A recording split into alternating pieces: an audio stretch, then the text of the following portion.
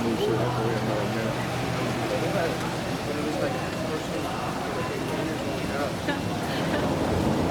are smaller than Dublin's, aren't they?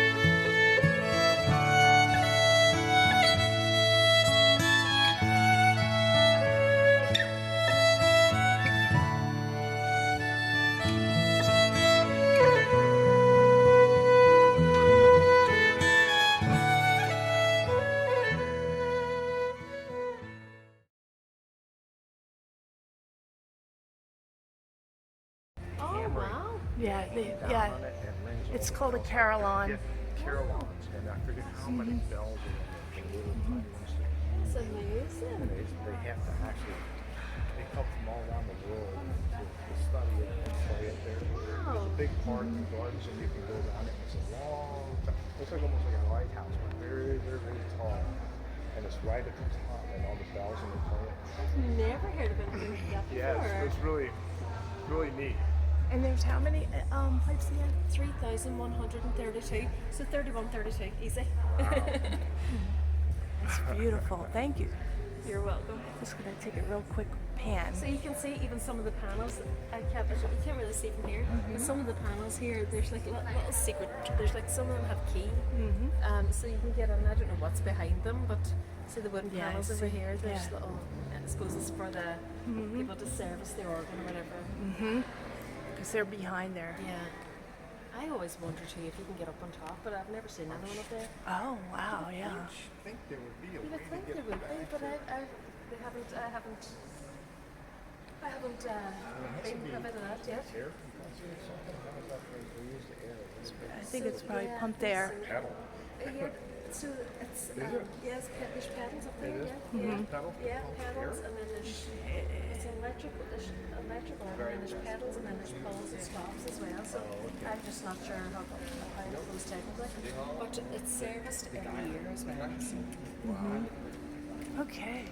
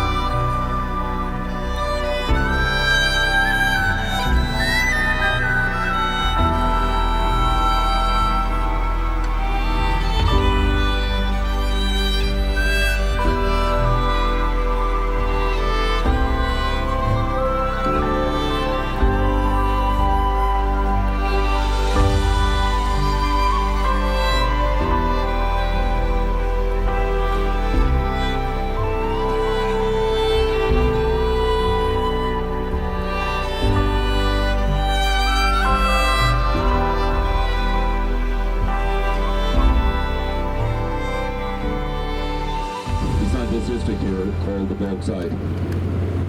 Had an Englishman on my tour here yesterday who said, Ronan, I was last in the Bogside in 1973. As a 21-year-old British Army soldier. He referred to this area as his Afghanistan, as his Iraq.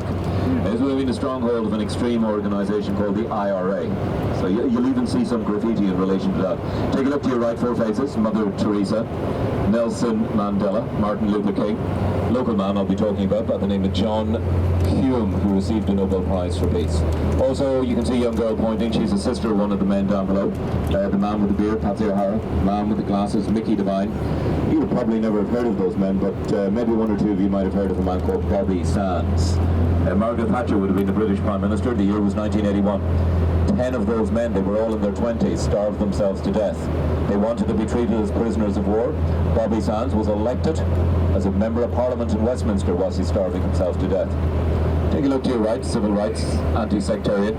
One man, one vote, jobs not great. The issue of housing, voting and jobs, that is definitely something we'll have a little discussion about during the course of the tour. But if you look to your left, you'll see the Bloody Sunday Memorial. 14 names, 14 ages, people who died on Bloody Sunday. 1972, 50 years ago, 14 men were shot dead, literally within a few hundred meters radius of here. The subsequent tribunal in 1973 exonerates the army, but then another tribunal in 2010 says all 14 victims were innocent of any wrongdoing. I mean, for me, Bloody Sunday was catastrophic for everybody because, I mean, you can only imagine it created even more extremism. And sadly, 1972 was to become the worst single year for violence. You might have heard of an Irish rock band by the name of U2. One of their more famous songs, Sunday, Bloody Sunday. Ahead of you, ladies and gentlemen, you'll see a wall. It says, you are now entering free Derry. The Catholics call the city Derry, the Protestants Londonderry. I kind of say where we are today, it's not so much a violent struggle, but a political struggle. You know, here in Northern Ireland, you're either Irish or British, for the most part. And this is clearly the Irish side of town. I don't know if any of you have heard of a political organisation called Sinn Féin, but Sinn Féin will tell you that they do want peace, but they still want an end to British rule in Northern Ireland, a free Derry and a united Ireland. Of course, the Protestants want to remain part of the Union within the United Kingdom, as things are. I mean, personally, I don't mind the argument anymore as long as we don't kill each other. Through the trees, or beyond the trees there, you'll see a mural of a man crouching down with a similar hairstyle to myself, and if you Google Bloody Sunday, they'll always show you this image of the local parish priest, Father Edward Daly, waving the white handkerchief, carrying one of the victims, 17-year-old John Duddy, into the ambulance. That was taken from direct video footage of Bloody Sunday 1972. As we move along, you'll see a mural of a young woman. I had a lady from New York on my tour who said to me, Ronan, I actually heard that woman give a lecture at Syracuse University in the early 1970s. Her name was Bernadette Devlin, and at 22 years of age, Bernadette at the time became the youngest person ever elected as a member of Parliament in Westminster. So you'll see that mural now as we drive along, and you'll also have you have this very striking image of a young man with a gas mask about to throw a petrol bomb, which again would have been an all too familiar sight here during the 1970s. In 1972, the year of Bloody Sunday, there was an average of 9 bombs going off every day in Northern Ireland, so kind of gives you some sense of how bad things actually were. So you can see Bernadette Devlin there with the red jumper, the blue jeans, loudspeaker, and you can also see this very striking image of that young man with the gas mask about to throw the petrol bomb. The last mural that you're going to see here on the right hand side is a very poignant mural of a 14-year-old girl by the name of Annette McGavigan, who tragically becomes one of the first child victims of our Civil War when she dies in 1971. The mural itself is called The Death of Innocence. I mean, having a daughter of the exact same age now, every time I look at that mural, it always reminds me of the futility of this conflict. Now, I'll talk a little bit more about the murals when we get up onto the walls, but I'm going to make our way now up over the flyover.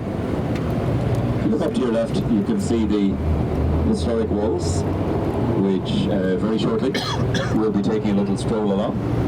Those walls date back to the early 17th century. So, I really want to take you on a little walk because I often think to myself, to understand Northern Ireland's present and possible future, I need to take you back to the past, and in particular get a firm understanding of the history behind that wall.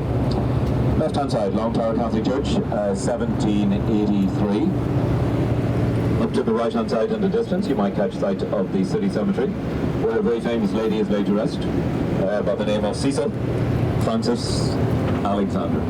Her husband was an Anglican bishop. She herself was a Sunday school teacher, and to inspire the children, she wrote really lovely children's hymns, which are sung all across the world today. I'll mention one or two of her more famous ones. There is a green hill far away. All things bright and beautiful, once in Royal David City. Her husband was a local Anglican bishop, and so we're going to be taking the next turn to the left, and actually if you look left over the Long Tower Primary School wall, you'll be able to see in the distance there the spire of the Anglican Cathedral of St. Colum's, and it's named after our local patron saint. So St. Patrick would be the patron saint of all Ireland, but our local saint here is St. Columb. Sometimes you'll hear him referred to as St. Columba and St. Columkill, but we'll talk more about St. Columb in due course. We're taking this next turn to the left, and this is going to take us into the old city via one of the old original gates, which is called Bishopsgate, the street Bishop Street, the gate ahead Bishopsgate, and the building behind it with all the lovely chimney pots, that is the old Bishop's residence. Now the Freemasons' Hall since 1932.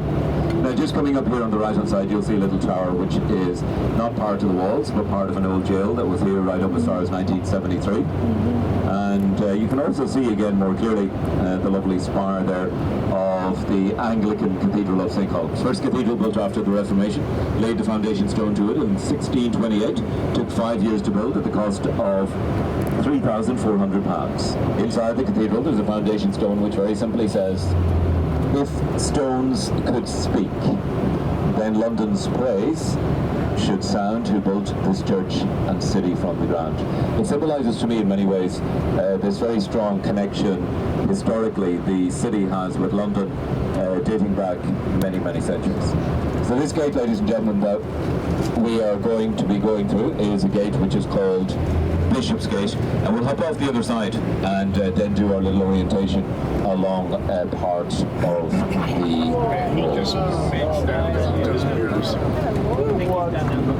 Now, ladies and gentlemen, we're going to pull up back beyond the trees there, and we can pull up here, and this is where we'll hop off and do our little orientation along part of the walls. Go back to the bad old days of the past, and I said, besides, sir, if you take time to read our Good Friday Peace Agreement, which by the way was chaired by an American gentleman by the name of Senator George Mitchell.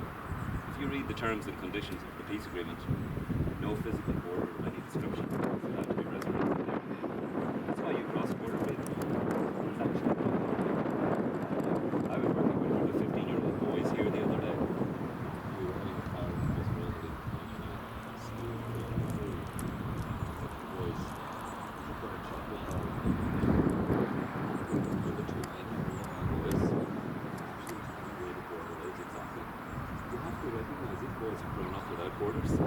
They kind of know the general area, but most people don't even know where it is, starts and ends exactly. Anyway, the boys were all looking around and pointing here, there and everywhere. And nobody was getting it apart from one fella, Jack. And he confidently puts up his hand and he says, "Sir, I know where the border is." I said, "How do you know?" He says, "Sir, we haven't crossed it yet." But as soon as we crossed it, Jack said, "Sir, we've just crossed it." I said, "Jack, that's really interesting." I said, "Do you mind me asking how you know we've crossed the border?" He said, "Sir, my mobile network has changed."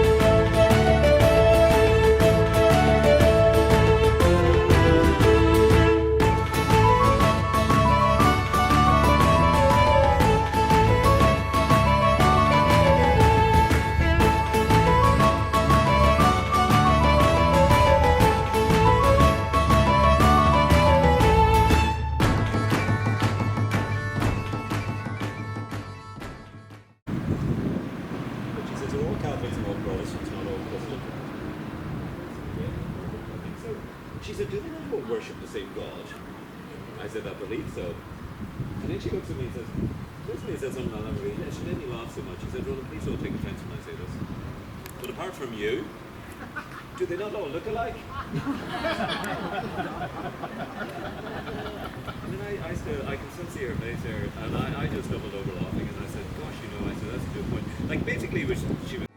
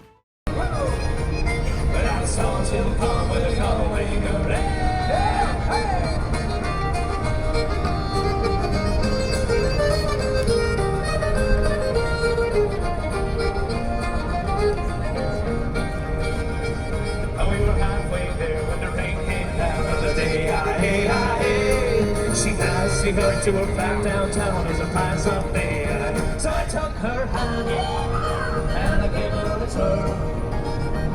And I lost my heart to a Galway girl. And I asked you, friend, tell me what would you do?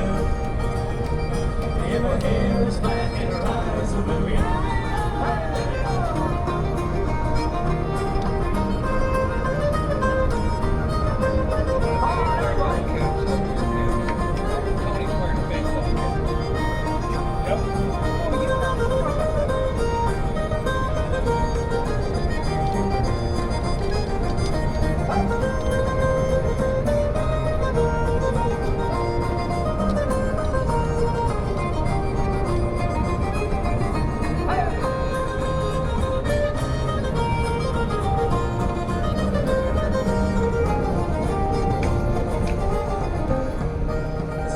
Everybody.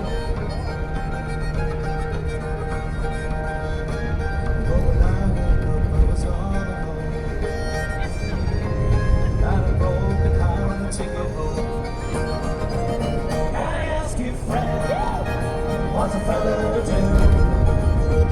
If her hair is black and her eyes are blue, I've been shouting around, been all over this world. Always I've never seen nothing like